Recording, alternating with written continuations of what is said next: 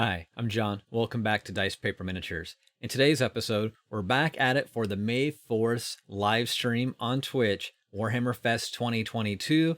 This is the last one I'm doing for the day, and we're going to be looking at the new Chaos Demon, with maybe a little bit of a side note tangent on the announcement of the World Eaters, which also had an article for today, but it was mostly just an interview, so I'm just going to briefly talk about that. No reason to really go far into that one other than I just wanted to mention it because it is kind of related to not only the previous video I did with the Chaos Space Marines and cultist type stuff, but also for this Chaos Demon Prince.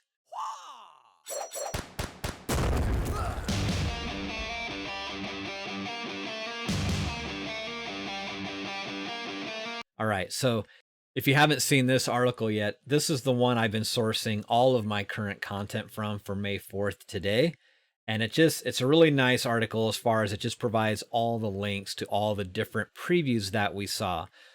Again, some of which I'm not doing a full video on today. We just didn't get enough. And not to be super harsh, but Angels of Death Origins, I barely cared for that series when it was on Warhammer Plus. I feel like Warhammer Plus isn't even like close to being half baked yet.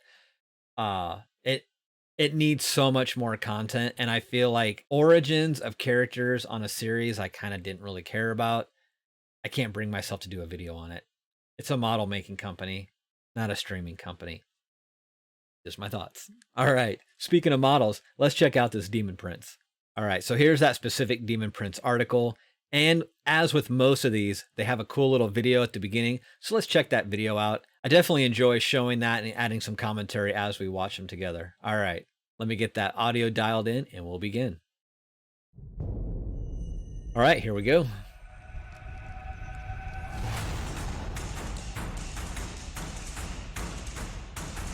Yeah, I dig these details. I honestly feel GW's been doing amazing designs in general lately, especially with Chaos.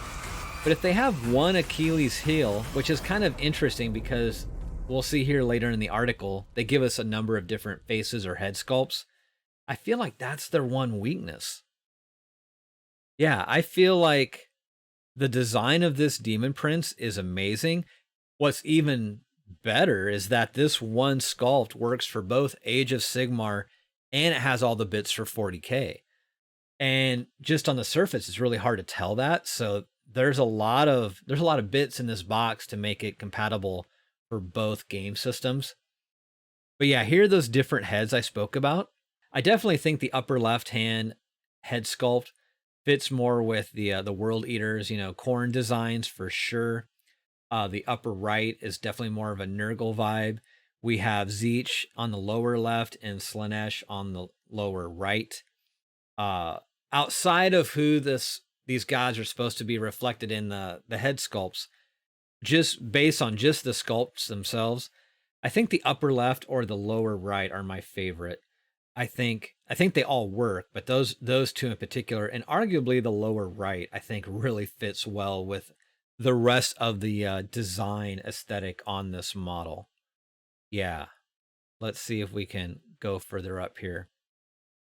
Yeah, this is just an epic design. I think it's fantastic. Again, I do think the heads are just a little bit of the weakness for some reason. And I'm not sure if it's so much the sculpt or if it's just the way they're painted.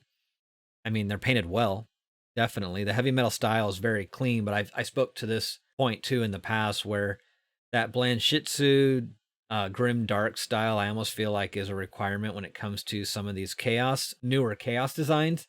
But I also understand this is the brand of GW, how they paint things, and it does give you a good idea of how all the different elements are separated as far as like the skin from the metal. All the different elements are more easily distinguished or distinguishable when it's painted in this way. But these are such gnarly sculpts, you almost need more of a gnarly paint style, in my opinion. But yeah, I think with Chaos, they went for it, and I think they've done a great job. And I really do appreciate that they've given us 4 different head sculpts. Folks can always kit bash and do their own designs, of course, but I think it's nice that they've included these for those that just don't want to mess with it, for sure. And I think this fits right in with all the new chaos stuff that we saw.